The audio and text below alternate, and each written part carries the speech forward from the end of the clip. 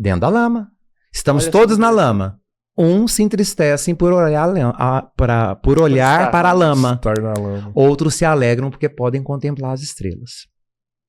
Então, o seu caminho, tá? Minha meta de chegada é essa. Não sei se eu vou conseguir, mas eu vou fazer de tudo para chegar. E pode ser que ao longo do caminho eu comece a olhar as estrelas e perceba que aquele ponto de chegada já não faz mais sentido para aquele Fábio que saiu lá de trás. Porque você mudou, né? Porque eu posso ter amadurecido. Uhum. E o meu ponto de chegada pode mudar também. Então, se eu me amadureço, eu posso enxergar a minha perspectiva de uma outra forma e nada me impede de mudar. Todo recomeço é válido em qualquer momento da vida, em qualquer circunstância. Isso serve para tudo. Recomeçar não é um erro. Recomeçar não é dar um passo do zero. Recomeçar é, a partir daqui, tudo que eu caminhei me mostrou que eu posso seguir novos caminhos. A partir daqui. Porque eu não posso desconsiderar o que eu já caminhei. Tudo que eu já escrevi até aqui. A sua história. Só que a partir daqui, a maturidade que eu ganhei com o caminho até aqui me mostrou que eu posso seguir por outros caminhos. Eu não sou um ser limitado. Eu falei isso ontem com uma das maiores admiradoras suas que eu conheço. Quem que é? É minha mãe. Ah, um beijo pra ela. Ela estava Você saindo lá falou de pra casa ela? à noite. E é interessante porque minha mãe até muito pouco tempo atrás, por exemplo, você tem noção, ela não dirigia. Quando ela, muito jovem, quando ela foi dirigir a primeira vez, o carro bateu e nunca mais ela falou, não pego mais nisso. nunca mais ela se atreveu a isso. Mas ela tinha muita barreira. Ela, por exemplo, eu lembro de uma vez que a gente estava numa praia e ela não conseguia entrar na água porque ela tinha vertigem, medo. Ela falou assim, eu não entro. Ela não pisava na água porque ela tinha medo de ficar tonta e cair. Uhum. E ontem, na hora que ela saiu lá de casa, ela ainda virou e falou assim, já à tarde, ela falou assim, eu não queria vir de carro porque fica tarde, eu fico com medo de voltar sozinho e ter um carro correndo. E aí meu irmão falou assim, não, mas tem que andar toda hora. De dia você dirige, à noite não, por quê? Ela falou assim, você tá certo, eu vou dirigir à noite também. E minha mãe começou essa mudança de força interior, de coragem, com mais de 60 anos. Hoje ela viaja sozinha, ela dirige, ela entra no mar, ela faz natação, ela tinha medo de água mesmo, medo, pavor. Fobia. E a hora que ela foi, eu falei assim, mãe, é muito interessante. Depois de 60 anos, você começou a ter coragem de enfrentar os seus medos. E olha o quanto você é melhor hoje do que há 10 anos atrás. Ela falou assim, e agora eu aprendi. Cada dia que tiver um desafio, eu quero enfrentar. Ela falou assim, inclusive, e aí a minha irmã vai casar, ela falou assim, eu vou viajar, eu vou para outro país agora. Já assim, né? Pronto. Por isso que os problemas são, na verdade, bênçãos disfarçadas, né? Mas depende de quando você tem que ter maturidade, concorda? E você tem que enxergar também o que o problema está te dizendo, né? Porque o problema, ele nunca será algo estéril no seu contexto. Todo problema está te dizendo algo. Ou ele está falando para você, muda o seu comportamento, ou persista nisso que vai dar certo. Só que você tem que ter o feeling para isso, você tem que ter a delicadeza, a sutileza de compreender o que o seu problema está te dizendo. Ou ter alguém muito bacana, sei lá, um padre, um médico, alguém que vai te ajudar a resolver o problema. Porque às vezes tem problema de verdade, mano, e sozinho você não vai sair desse buraco. Você sabe o que atrapalha as pessoas? Eu vejo isso no consultório. As pessoas, seja na obesidade, seja o que for, orgulho. As pessoas acreditam que ela não precisa de ajuda. As pessoas acreditam que está tudo bem. E, infelizmente, a indústria, não estou falando mal da indústria farmacêutica, mas a indústria farmacêutica, com o medicamento atordoando, a gente estava falando dos processos de cura. Vou botar um remédio aqui, por exemplo. Olha que interessante. Aqui está a sua vida. Aquilo que você tinha que fazer para chegar no processo, é um processo, igual o Fábio falou. Só que se você fica com medo e você toma um remédio para substituir a sua falta de coragem, a sua falta de sabedoria, você vai achar que está tudo bem. Quantas pessoas que você vê na sua clínica que estão atordoadas e estão sedadas com medicamento e a vida está paralisada. E elas estão doentes. Como é que você fez antes? Tá tudo bem? Né? Fácil, né?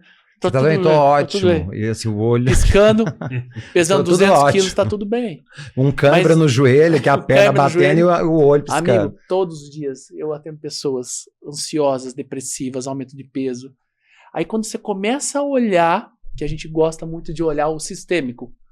Tanto é que eu e o Fábio, fazendo um merchan, a gente está num projeto junto chamado Conexão 360, na qual a gente olha a pessoa como um todo. Já vende nosso produto ali, ó. Conexão 360. Lá no Instagram, @Dr. Vinícius Costa. E ó, o mestre aqui, ó. Estaremos lá. E aí, se você não olhar como um todo, porque não é só sobre o quantos quilos você tá a mais. É o que tá acontecendo na sua vida. Aí você vai ver que, às vezes, o profissional não tá legal. Às vezes, sua relação com a sua mãe, com a sua família. É um todo. A gente não é só um pedaço. Você sabe o que foi o problema da medicina? Como se fosse num açougue e foi rifando. Não tem lá no açougue? O desenho. Alcatra, não sei o quê. Mas o que a gente aprende na aula de anatomia? A segmentação. Eu sempre falava isso no curso, quando eu tinha aula de anatomia. Eu sempre falava, a gente não pode olhar para esse cadáver, que não é mais, digamos, o ser humano na essência, né? Porque é apenas uma matéria. Mas a gente não pode olhar para o todo dele. A gente tem que ficar fracionando esse todo para descobrir, né? Vamos olhar para o todo. Eu gostava de ver o que os cadáveres tinham, porque eu queria entender o que ele passou na vida dele, na aula de anatomia. Onde você fez aula de anatomia? No curso de psicologia tem, né? Tem. Então, e no doutorado a gente teve que fazer anatomia. É o todo, né? É o todo. E as pessoas só querem saber o quê? As pessoas estão extremamente... Como é que é a palavra que você usou? Hostis, né? Intolerantes. Você já andou no trânsito?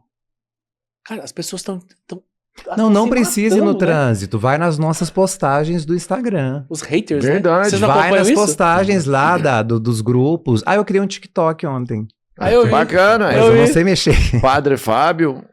Faz no TikTok. Não sei, é Padre Fábio. Acho que é Padre Fábio Wood, tá igual no Instagram. Não sei. Mas eu tô lá. As pessoas estão intolerantes, cara. É porque na internet é a terceira pessoa, né? A gente fala que tem a pessoa física, jurídica, e na internet é a pessoa virtual. Sabe aquele corte que deu? A pessoa acha que não tem lei, pode fazer eu particularmente me entristeço porque a sociedade, ela preferiu entregar na mão das pessoas uma tecnologia antes de entregar para elas a educação. Então, quando eu falo de educação, eu falo de língua portuguesa, de interpretação de texto, a capacidade de interpretar o que eu falo, que é uma coisa que todas as vezes que eu venho aqui eu repito, Vinícius, eu sou responsável pelo que eu falo. Eu não tenho nenhuma responsabilidade sobre o que você entendeu daquilo que eu falei.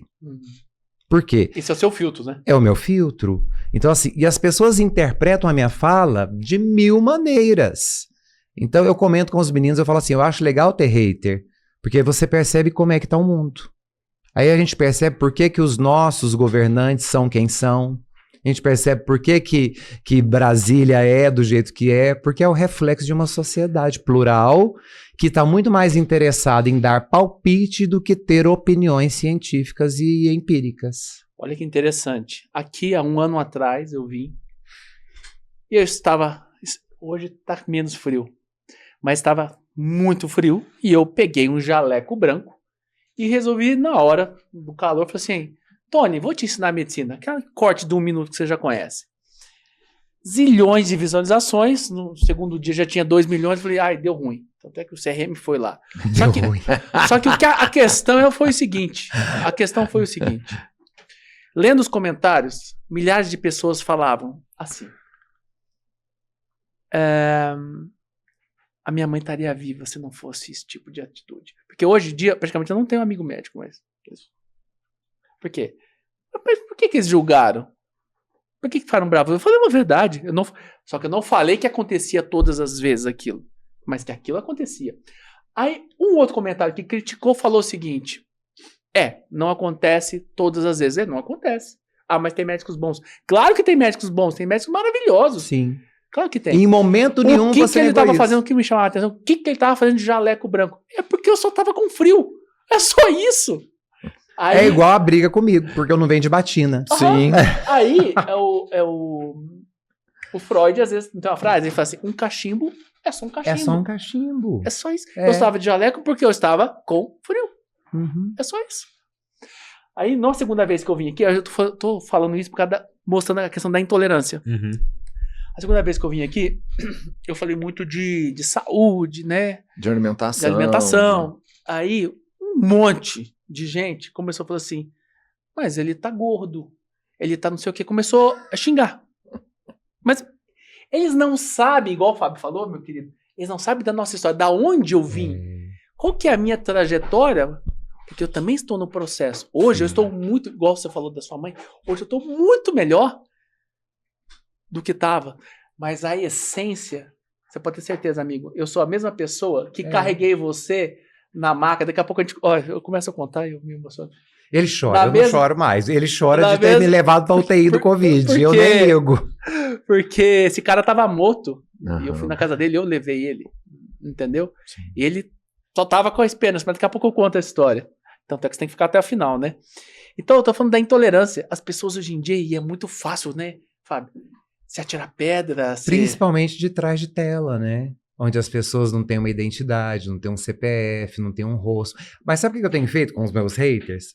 Eu tenho entrado no perfil para saber o que eles fazem. Eita, Fábio Detetive. Fábio Detetive. Faz mal pra quem tá fazendo bem, é isso. O hater é isso. Não, aí eu vou ver o que a pessoa faz da vida e eu falo, por isso que esse comentário é isso.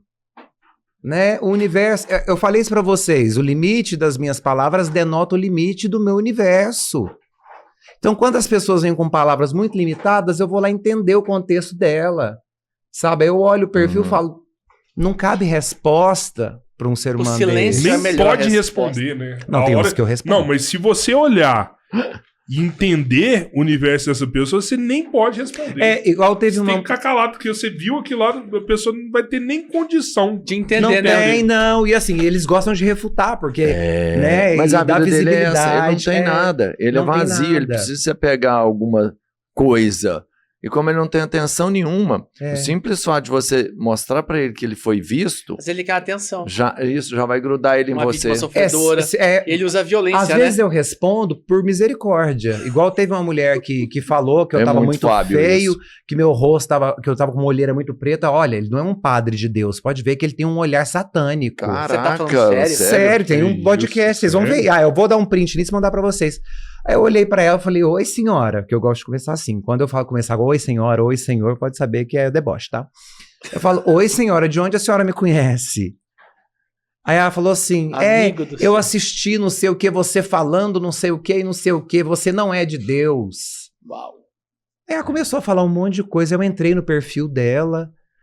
Aí sabe quando você olha assim, você tem a misericórdia da pessoa? Assim, eu falo, coitada, tá faltando alguma coisa na vida dessa mulher, né? E que eu, infelizmente, não vou poder dar. Não posso. O máximo que eu posso oferecer para ela é um pouquinho de espaço aqui na discussão, porque aí entra mais 20 para me defender, Sim. aí ela briga com mais 20 e ela faz uma rede, né, de convívio com as pessoas brigando com ela, refutando a tese dela. E às vezes a pessoa se sente bem na se briga, sente né? alimentada. Uhum. Sendo atacada. Porque lembra quando eu falei pra vocês, tem gente que se satisfaz alimentando-se de restos? Sim. São esses. Ela pega o resto, ela não tá ali pra ser amada, pra ser para ser bajulada, ela tá ali pra ser agredida. Por quê? A vida foi tão pesada pra ela que ela não conseguiu nada de positivo a ponto de que o que deixa ela feliz é ser maltratada. Então deve ter um casamento de péssima qualidade, os filhos devem saúde, ser péssimos filhos. Saúde, então, pelo menos a mental tá, com certeza a senhora tá com um problema de saúde mental. Agora, você percebe que a pessoa leva uma vida difícil, porque ela se alimenta de restos, de agressões. Então, quem fica se alimentando de agressões em rede social denota uma vida difícil. Acostumou-se a ser agredido. Então, fica feliz quando vai pro debate e briga. Então, eu vejo muito isso na internet.